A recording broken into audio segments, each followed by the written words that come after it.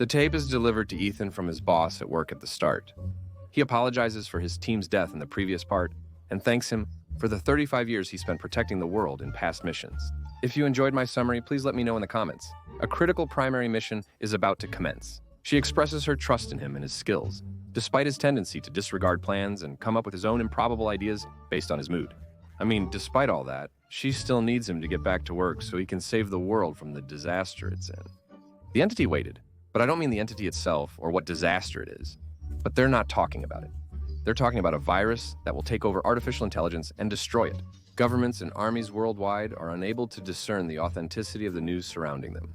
And no one knows who created this entity, and at that time, the disaster is that there are people convinced of what this entity is doing and want humanity to end, just like what happened in Noah's flood, so we can start over with a new purity. I mean, we're not here. It's like we're in the hands of the Antichrist, I swear to God. She informed him that you know how to save us from this entity, and the individual allied with it. All the information related to him was erased, and we don't know anything about him, except that his assistant is imprisoned in Austria, and she didn't say anything else about him. Ethan has the key, and it must mean he has to use it to reduce the void. You might ask, what is the key? I'll tell you, honestly, I don't know, but it's probably something from the previous parts that you didn't pay attention to. The mission begins with Ethan, who possesses a key, leaving his hideout and tossing his watch to his Mission Impossible team members. In a tunnel, they discuss their mission, travel to Al-Nemsa, and retrieve Sasha, who is aiding their helper. The man named Gabriel goes with others to Sasha, who is walking with 4 officers nearby. Suddenly, 2 of them start fighting the other 2 to free Sasha, and then they all start fighting each other until Sasha. She grabs a pistol, just a regular pistol, nothing special. I mean, it's not a difficult weapon or anything, just a normal pistol. The important thing is that she grabs the pistol to kill them. At that moment, it's revealed that one of them is Ethan. He removes his mask and tells her, calm down, just put the gun down. Since Sasha already knows from before, she calms down. The other officer, Steve, was about to report back using the walkie-talkie, but Ethan tells him to relax as well. If the entity learns about the situation, it will destroy everything, and no one will be able to stop it. As Steve and Sasha calm down, Ethan asks Sasha, where is Gabriel? She tells him, if I tell you now, you might get upset. Ethan says, no, just tell me before things get worse. So she tells him right then, at the party Gabriel was meant to attend. At the party, 2 intelligence agents confront Ethan, but a girl suddenly hugs one agent and kisses Ethan. And we find out that she's Grace. If you're going to ask who Grace is, basically, I don't even need to tell you that she was in the previous parts. If you want me to summarize her, just let me know. Anyway, Grace. She turns tough, takes the walkie-talkie and guns from the officers, and signals Ethan with her watch. He easily takes them behind the curtain and puts them to sleep. Before they wake up, he leaves. 2 new people arrive, saying their boss, Jabriel, wants them for a mission. They put a watch on Ethan. It's a bell. Ethan and Grace wake up tied, with torture tools laid out before them. Their boss rings the bell. It's just comedy like that because it looks like they're about to get engaged or something. And of course, as for her, she's enjoying it. A crying man enters and attacks Ethan, but Gabriel intervenes, telling him not to touch Ethan. Kamal Jiso then approaches and speaks to Ethan. What do you think? Should we do to her what happened to your wife in the Shanghai mission? And if you don't ask me what happened in the Shanghai mission, I'll tell you, I swear to God, in the previous parts, honestly, I didn't know. Anyway, what matters is that we find out later that in this mission, Ethan gave the government something called the Rabbit's Foot, and that was the beginning of the organization that's messing them up now. Anyway, Gabriel, who's talking to Ethan, says, tell me, where's the key? It's better for you. So Ethan at that time tells him, the device is in a valley between 2 mountains. His name starts with the letter Gain, ends with the letter Ya, and in the middle there's the letter Ba. You will never find him, never. And at that moment, Ethan tells Gabriel, Ethan claims to have a bomb in his tooth that will kill him if swallowed. He demands Gabriel unlock the first lock, but Gabriel refuses. Ethan then breaks the tooth, swallows it, and starts choking, shocking Gabriel and his men. They attempt to save Ethan by opening his jaws and using a defibrillator, but he spits out the pill and shocks them with the device instead. As Grace attempts to free herself, Gabriel orders his men to capture Ethan alive, but kill Grace, deeming her useless. Ethan shields Grace until she's free, then eliminates the men and flees with her to safety. Gabriel, the leader, escapes and confronts them later. On the other side, Steve and Sasha, his assistant, are in a shootout. She's firing at him, despite being his aide. I swear I haven't seen the previous parts, but he must have betrayed her. It's a typical movie cliche, it's obvious. Jabriel escapes while Sasha and Steve attempt to retrieve her watch. During his escape, he discovers a box in a room. Sasha reveals to him that Gabriel was in contact with... Ethan finds his watch in a box. Despite everyone's objections, he insists on going inside the box to retrieve it, saying, "Okay, fine, man," and enters without hesitation. Ethan finds himself tied up after entering. The entity communicates with him, saying his mission will start before Judgment Day, and the Congo one isn't his watch. Ethan objects, but the entity insists nothing is impossible, as Ethan's watch starts ticking. The entity isn't showing Ethan his memories to torture him. Instead, it's penetrating his mind to understand and determine how Fury obtained his watch. Luther, holding the memory, warns Ethan that merging it with the entity's code will destroy the memory and reveal Ethan's true intentions to the entity. The entity then shows Ethan a world, and after they were destroyed, he tells him, "You have 4 days and 3 left. Enjoy some transitions, have a breakfast, and do what I told you, or you'll find out. Nuclear missiles have been launched everywhere in the world, and you won't be able to stop them." Before opening the box, he told me that Jabriel had become despised and lost everyone's respect because he was always plotting to take control of the organization. At that moment, he decided to turn against Jabriel. Be careful, Jabriel is going right now to kill your friend Luther to take the memory from him, because Jabriel wants to be the one in control of the organization. And indeed, we see Jabriel going to Luther and stealing the memory from him. He gets up. A man places a bomb in his watch and flees. Luther calmly starts defusing the bomb without panic. Isen arrives, discovering Jabriel has stolen the memory. Luther tells Isen to pursue Jabriel. Luther, already doomed by the bomb, tells Isen to leave with the team and save the others. As Isen departs, the bomb detonates, with Luther staying behind. Intelligence agents intercept Isen, seize the key, and board a plane to meet the intelligence chief, who informs him that time has already elapsed. He controlled most nuclear weapons, with only England, China, Russia, and America remaining outside his grasp. And of course, all of this is because of you. Since you have the key and you're hiding it, you're going to be put on trial now.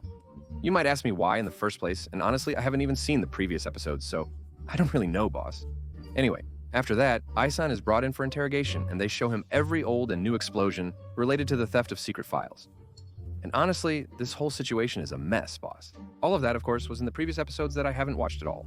Until my lady, Mohima, comes in and starts the interrogation, and she asks me, "Hey son, what do you want? What do you need?" Our top priority is to resolve our current predicament. I demand the key. Secondly, and quite simply, I require the nuclear aircraft carrier. She is told to listen to every word I say. I told her that's a lot. He told her it's the best thing she could do. You'll discover nuclear material everywhere around you. At that point, news emerges that England has lost control over the nuclear situation. She said, "Yalla, Jabalt." What does that mean? The lady went to him with a prayer, took the key, and said, "Your request is denied. Take him to prison by God." Itham emerges from a back door, and his boss says, "The guy showed up." Itham questions if the boss will bring him out, emphasizing the guy's lack of toughness. The boss reiterates that she will bring him out, leaving Itham confused about the situation. She sent him a key, an open letter, and a warning. You have 72 hours, or we'll all end up in the director's pocket. As the plane moves on the aircraft carrier, Itham meets Captain Satek. She hands him the letter, and upon opening it, she cautions, "You can have everything you want, but be careful. We passed by a Russian submarine, so if anything happens, World War III will break out." Ethan and the captain, or the female captain, are meeting together to find out what the first plan will be about. But sir, we have a Russian submarine on its first mission. The submarine disappeared. There isn't a single radar capable of detecting it, and that's because of a device called the Protokov, which is inside the submarine. But the entity deceived the submarine crew. The torpedo they fired hit their own ship, causing them to kill themselves. The Protokov device would allow them to help with this disaster. But the problem is, if someone gets close and detonates it, everything will explode and the dream will end. So they have to use the key, they have to open it without any danger. So, where's the plan? I'll tell you. Did you describe us? I didn't mean anything by the scene. The submarine is at the North Pole. The team will go there after receiving its coordinates from him. He'll board the submarine, retrieve the Protokov, and send his location so they can rescue him and the Protokov. The name seems odd to me. Grub. The movie Mission Impossible features a team on a seemingly impossible mission, living up to its title. The head of the local seismology office arrived to inform them about the earthquake center on the day the submarine sank, as they attempt to reach the North Pole. They must send the submarine's coordinates to Ethan while he is en route. He gets on the plane and heads to the pole, and he's waiting. What pole, man? The one he's heading to. Show some respect. And who's he waiting for? Coordinates? He'll get there. The jamming was intense due to a Russian aircraft carrier in the vicinity, which began targeting the American plane. If you don't leave, the war will start. So Ethan, at that moment, you son of a fool. Because he's still in doubt, he doesn't want to decide to retreat. Instead, he does something reckless. He jumps out of the plane altogether. But when he lands, luckily for him at that moment, some divers show up and take him with them. And again, luckily for him, they turn out to be Americans. Yeah, this director always surprises me with stuff like that.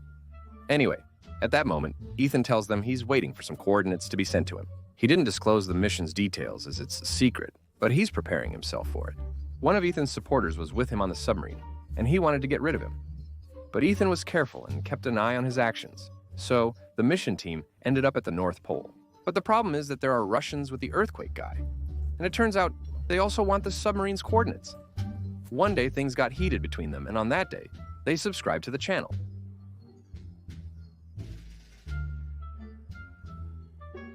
One day they arrived and soon began fighting amongst themselves, and the place is on fire, but the head of the earthquake department is running to the device, and he's selling the coordinates to Lathe. The coordinates reach Lathe, but they're not accurate at all. I mean, to the extent that they're far from Ras Al Rajal al-Saleh. Imagine Lathe at the North Pole and the location in South Africa, thousands of miles apart. This is the situation Lathe is dealing with. He realizes the coordinates were reversed, fixes them, and can now determine if the submarine is nearby. So he starts preparing his equipment to reach the sunken submarine, which is under 500 feet of water. After a bit of swimming, the three of them open the submarine and go inside because he's a brave man and his submarine is stuck on the trench. It's just a minor shake, nothing more will happen. As a tough guy, the ship still has unexplored areas. Searching these areas also helps the ship. She falls as he heads to the prototype room. He inserts the key into the prototype, then runs out, carrying it in his arms. The rocket aimed to descend through its escape opening like a fighter jet. Afterward, Farah emerged from the rocket's turbine area, momentarily upset. He helps himself by removing the suit and pulling it out of the submarine by hand, setting it aside. Holding his breath, he exits the submarine, but the suit gets caught. Deciding he no longer needs it, he takes the prototype and leaves. I'm unsure why there was no pressure or explosion, but understanding means the power of love, friendship, and fun.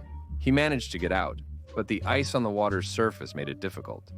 He kept trying to break through and started hallucinating that his deceased wife came to save him. In reality, it was Degree who figured out the situation and came to his rescue. Now, the only remaining issue is what he stole. Who is Amna Jabriel? The important thing is that the memory is supposed to be put in the Protokov, and that's it. Thank God the movie is over and we're done, But just to wrap things up, based on Jabriel in the Congo, the plan is getting crazier, and Ethan wants to take Jabriel with him without him noticing by taking Jabriel to Protokov to merge him with the memory. At the same time, his team is controlling the entity. What is it? If you don't know, this memory, if it enters the Protokov, that means anyone can control the entity without the world being destroyed. And they get excited and tell you that whoever controls the entity will control the world. And indeed, Ethan and his team enter the tunnel on Doomsday, which he tells us about. So the universe is, and they divide its hours into two teams. His team will go to the control room, and the other team will go to Jabriel, so they can carry out the plan. Ethan reveals bombs similar to his friends, showing his watch to Jabriel, saying, "I told you we wouldn't communicate in the end, boss." Jabriel's men then detonate the bombs and apprehend Ethan's team. The plan fails, but the shooter is disabled, and the briefcase falls. Ethan's friend tells him to take the briefcase and go after the shooter as they prepare to re-enter the place. If you show any indication of putting the memory in the briefcase, he'll take full control. Just take the briefcase and run, that's it. The bomb too, just grab the briefcase and go, "You understand?" But Ethan responds, "Okay, what, okay?" And then he keeps following Gabriel until Gabriel gets on a plane, and of course Ethan keeps following him like that all the way. As another plane approached Ethan from behind, he grabbed its tail, preparing to jump to Gabriel's plane. Once there, JJ nonchalantly threw out the pilot, boarded the plane above Gabriel's, and leaped onto Gabriel's aircraft. In the second part, under the chapter of friendship, we see Sasha learning from Ethan's friend, whose name is Benji, how she stops the entity as soon as she gets the green signal from Ethan. At the same time, the president realizes that Russia, the entity, is going to take over the nuclear missiles, and everyone around her is trying to convince her that Ethan doesn't even exist, and that we have to confront them before they take advantage of us. She nearly decided to launch the nuclear missiles, but changed her mind at the last second. One of Khan's followers among them reveals himself and opens fire inside the president's headquarters, suddenly appearing in that moment. America lost control over its nuclear warheads, resulting in no country having control over their own nuclear weapons. Their problem is that they're going to start fighting each other with weapons. Soon, we'll go back to the scene where there was a lot of fighting with Gabriel coming in, and then Mama Mamori appears. At that moment, he unlocks the safety belt to take down Gabriel as he comes in. At that moment, he falls, but manages to grab on. He was about to fall, but he grabs the plane and says, "Only one will survive because there's only one parachute." But before he could finish the sentence, Mohammed's hand slips, so he falls off the plane and hits his head, and he dies. Oh God, forget about that, it's not important. What's important is that after that, Ethan puts on the parachute and jumps out of the burning plane and lands in the Protokov. With only 30 seconds remaining, they attack us with weapons, just as the indicator turns green and rings. The entity was trapped, causing a worldwide power outage. Despite being insulted, the question remains whether to continue pursuing the entity or not. The global power outage that followed is significant. It returned but you creature, and all nations reverted to their former ways, including Oman, regrettably. So after that, they hear a recorded message from his friend Luther, and at that moment, they tell him that he never doubted he would succeed and save the world, and that he would hear this message. That's it. As for me, I'm one of the virus supporters, and that's what I see. Humanity needs to start over and begin from scratch, along with the respectable man who's watching me, liking, asking, subscribing, commenting, and sharing, so they can get all the new updates. That's all, folks. This was Hadudo Tuda. The story has ended.